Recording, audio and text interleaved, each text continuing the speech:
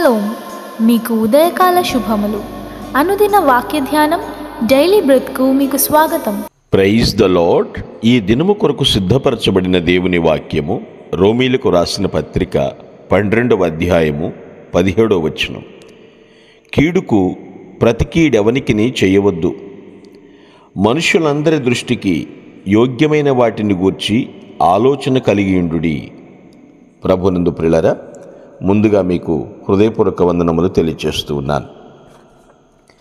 మనుష్యులందరి దృష్టికి యోగ్యమైన వాటిని గురించి ఆలోచించటం. కీడుకి ప్రతి కీడు ఎవరికీ చేయకూడదు. మనము క్రీస్తుని కలిగిన వారముగా చాలా చురుగ్గా ఉండొచ్చు, చాలా సక్సెస్ఫుల్గా బ్రతకొచ్చు. అయితే అలా పనిచేసినంత మాత్రాన మనకు సుఖప్రదమైనటువంటి జీవితం వచ్చేస్తుందనా, మన అవసరాలు తీరుతాయనా అలా కొందరు భావిస్తారు.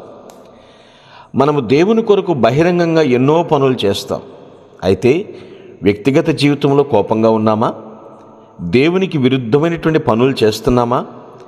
నేను భక్తి బాగా చేస్తున్నాను కాబట్టి నాకు స్వేచ్ఛ ఉందని ఇష్టం వచ్చినట్లు జీవించవచ్చా? దేవాలయంలో ఒకలా, దేవాలయము బయట మరోలా జీవిస్తే అది దేవుని సారూప్యం కాదండి. యేసుక్రీస్తు సారూప్యంలోనికి ఎదగాలంటే ఇటు వ్యక్తిగత జీవితంలోనూ అటు ప్రజా జీవితంలోనూ ఒకే విధంగా బ్రతకాలి. అది కూడా కొన్ని సమయాల్లో నిర్దిష్ట సందర్భాల్లో మాత్రమే కాకుండా ప్రతి చోట ప్రతి సందర్భంలో 24 గంటలు కూడా దేవుని స్వరూపం మనలో కనపడాలి. మనం పనిచేసే ఆఫీసెస్లో కానీ, లేదా వర్క్స్ చేసే చోట కానీ, మన యజమాని దగ్గర కానీ ప్రేమగా ఉంటూ, అంటే ప్రార్థనా కూడికలో ఉన్నప్పుడు ఎలా ఉన్నామో మనం పనిచేసే చోట కూడా అలాగే ఉండాలి. అది ఏ ఒక్కరోజు కాదండి. అనుదిన జీవితంలో ఆచరణాత్మకమైనటువంటి భక్తిని ప్రదర్శించినప్పుడే దేవుడు మన ద్వారా మహింపరచబడతాడండి. అదే యోగ్యమైన క్రైస్తవ్యం అంటే. కోపపడుడి కానీ పాపము చేయకుడి అన్నాడు. కోపము సహజంగా రావచ్చు, కానీ కోపములో పాపం ఉండకూడదు. కోపముతో ఉన్న క్రైస్తవుడు అలజడిగా, నిరుత్సాహంతో నిండిపోయి దిగులుగా ఉంటాడు. సందేహాలు, కంప్లైంట్స్ ఎక్కువ ఉంటాయి. సెల్ఫిష్నెస్ ఎక్కువ ఉంటుంది.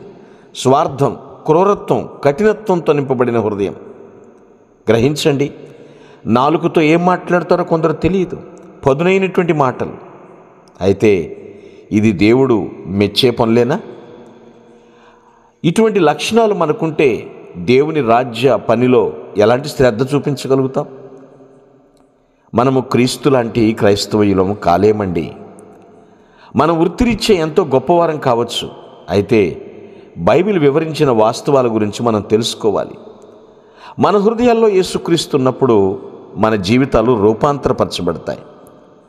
మన చుట్టూ ఉన్నవారు మనలో ఆ ఫలము చూడాలి. ఆ ఫలము అనగా ఆ ప్రభువుని చూడగలగాలి. మనలో యేసుక్రీస్తు ఉన్నందువలననే మనం క్రీస్తు వలె నడుస్తున్నామని వారు గ్రహించగలగాలి. యోగ్యమైన క్రైస్తవులుగా మనం జీవిస్తున్నామా? ఏదో మనం క్రైస్తవులమని ప్రకటించుకున్నప్పుడు సిద్ధాంతపరంగా మాత్రమే కాకుండా మనం యేసుక్రీస్తు యొక్క నిజమైన అనుచరుల వలె ఉండాలండి. అవును, వీరు ప్రభువుని వెంబడిస్తారు అని సాక్ష్యం రావాలి. ఒకవేళ దేవునికి ఇష్టం లేని ప్రతిదీ ఏదున్నప్పటికీ దానికి మనం స్వచ్ఛందంగా వెనకంచి వేయాలి. ఏమనట్లే, దేవుడిని క్షమించమని అడుగుదాం, ఆయన కరుణామయుడు కదా అని ఇష్టం వచ్చినట్లు ముందుకెళ్ళటం కాదు. దేవుని పిల్లలుగా మనము క్రీస్తులాగా బ్రతకాలి, క్రీస్తులాగా ఎదగాలి. క్రీస్తులాంటి క్రైస్తవులు అంటేనే దేవునికి మహిమ. యోగ్యత మనలో కనపడాలి. యోగ్యత లేకపోతే ఎన్ని పైమాటలు చెప్పినా అవి వేషధారణే కదా, దేవుడు మెచ్చడు కదా. నిజ క్రైస్తవ్యముగా దేవుడు నన్ను నిత్యము గమనిస్తున్నాడనే భయభక్తులు కలిగి యోగ్యమైన క్రైస్తవ్యం ద్వారా దేవుని మహిమపరచుదుముగాక. ఆమేన్. Praise the Lord. ప్రభు నామమున మీ అందరికీ వందనములు. ఈ మా సందేశముల ద్వారా మీరు ఆశీర్వదింపబడినట్లయితే మీ తోటి వారికి షేర్ చేసి దేవుని రాజ్య సువార్తలో మీరు కూడా పాలుభాగస్తులు కావాలని ఆశిస్తున్నాం. మొదటిసారిగా ఈ ఛానల్ను చూస్తున్నట్లయితే మా ఛానల్ను సబ్స్క్రైబ్ చేయండి. వీడియోలు నోటిఫికేషన్ రూపంలో పొందుటకు బెల్ బటన్ని ప్రెస్ చేయండి. God bless you. Praise the Lord. ప్రభు నామమున మీ అందరికీ వందనములు. ఈ మా సందేశముల ద్వారా మీరు ఆశీర్వదింపబడినట్లయితే మీ తోటి వారికి షేర్ చేసి దేవుని రాజ్య సువార్తలో మీరు కూడా పాలిభాగస్తులు కావాలని ఆశిస్తున్నాం. మొదటిసారిగా ఈ ఛానల్ను చూస్తున్నట్లయితే మా ఛానల్ను సబ్స్క్రైబ్ చేయండి. వీడియోలు నోటిఫికేషన్ రూపంలో పొందుటకు బెల్ బటన్ని ప్రెస్ చేయండి. God bless you.